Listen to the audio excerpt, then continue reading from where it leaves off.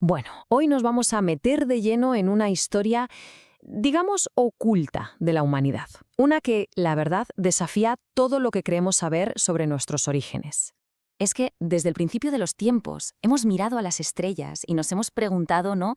Oye, ¿de dónde venimos? ¿Cuál es nuestro verdadero propósito? Son esas preguntas, al final, las que nos definen como especie. Y aquí viene lo bueno. ¿Y si nuestra verdadera historia fuera mucho más fantástica que cualquier futuro que podamos llegar a imaginar? Porque esa es precisamente la pregunta que plantea una teoría fascinante, muy ligada a textos gnósticos del siglo XX. Una que nos invita a pensar, a considerar que nuestro pasado a lo mejor no es una simple línea de progreso, sino una auténtica saga de civilizaciones perdidas y conocimientos olvidados. Venga, vamos a sumergirnos de lleno en esto, porque la teoría que vamos a explorar hoy, bueno, presenta un relato que choca de frente, vamos, se opone directamente a la visión que todos tenemos de la historia humana. Y aquí está el meollo de la cuestión. Por un lado tenemos la teoría científica, la que todos conocemos, que evolucionamos a partir de ancestros parecidos a los simios.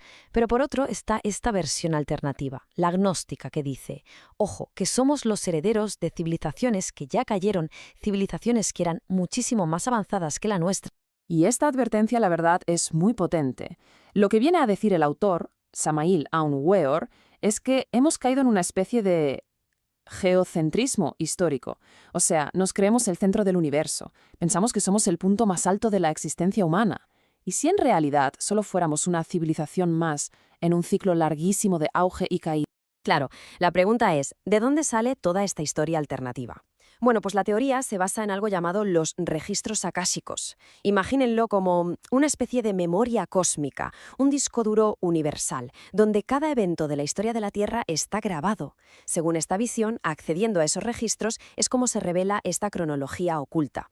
Y esa cronología, curiosamente, empieza con un nombre que a todos nos suena, y mucho. Pues venga, vamos a viajar a la primera de estas grandísimas civilizaciones perdidas. Nuestro viaje hacia atrás en el tiempo empieza, como no, con la legendaria Atlántida. Y ojo, porque la afirmación de esta teoría es contundente. No estamos hablando de una cultura primitiva, para nada. Habla de una civilización, y cito textualmente, millones de veces más poderosa que la nuestra. Es una idea que, si nos paramos a pensarla, redefine por completo lo que entendemos por prehistoria. Es que, a ver, el texto describe una tecnología que parece sacada directamente de la ciencia ficción. Fijaos, iluminación atómica para ciudades y campos enteros, vehículos que iban por tierra, mar y aire propulsados por energía nuclear. Habla de procedimientos médicos avanzadísimos, hasta trasplantes de cerebro, o de la creación de robots inteligentes que tenían algo llamado un principio de vida. Y por si fuera poco, viajes espaciales a la Luna y a otros planetas del sistema solar. Una auténtica locura. Pero claro, como suele pasar en estas grandes historias, todo ese poder ilimitado acabó siendo su perdición. El texto cuenta que la civilización atlante empezó a pudrirse desde dentro. Vamos, que cayeron en todo tipo de vicios, abusos, una decadencia moral tremenda. Y el fin de la Atlántida se describe como un proceso en tres etapas. Primero, la degeneración social. La fuente habla de vicios, drogas, todo muy extendido. Segundo, la perversión de la ciencia. La usaban para fines egoístas, y el símbolo de todo esto era una tal reina Quetabel. Y por último, el golpe de gracia, el castigo cósmico.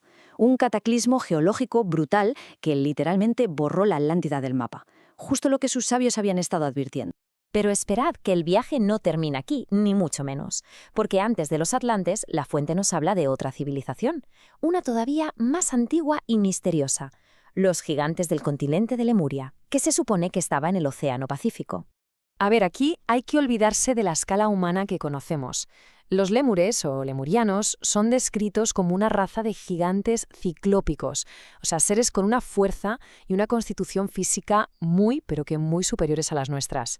Y su biología, según cuenta esta fuente, era algo que evolucionó de forma drástica. Habla de una primera etapa en la que eran hermafroditas y se reproducían por algo llamado gemación, un proceso pues, parecido al de algunas plantas. Pero claro, con el paso de milenios, la cosa cambió. Se separaron en dos sexos.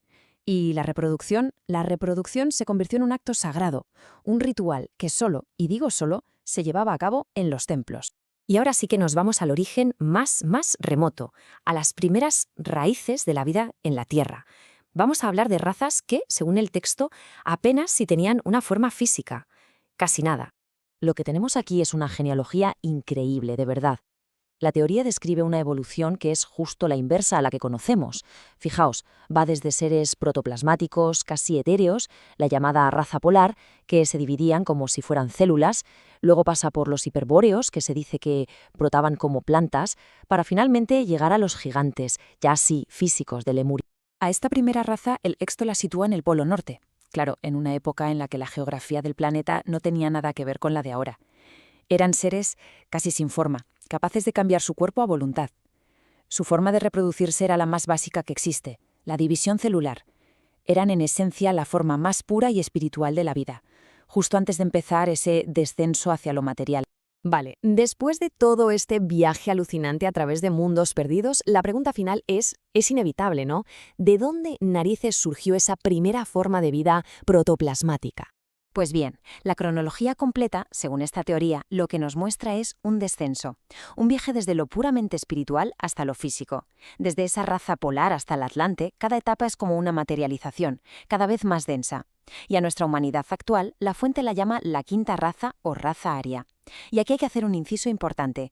Es un término que hay que entender en el contexto de la época en que estas teorías se hicieron populares, no con las connotaciones que adquirió mucho después.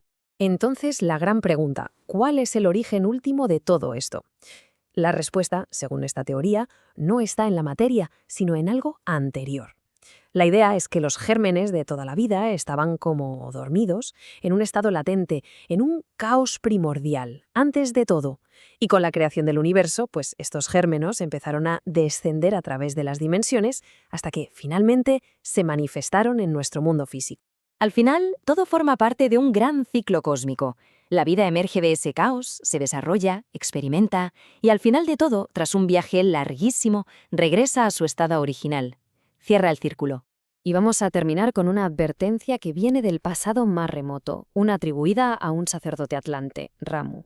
Sus palabras, que se supone que dirigió a su pueblo justo antes de la catástrofe, resuenan hasta hoy. Porque él predijo la llegada de una nueva civilización, la nuestra, y dejó una pregunta en el aire. Si esa nueva civilización sigue el mismo camino de degeneración, ¿correrá la misma suerte?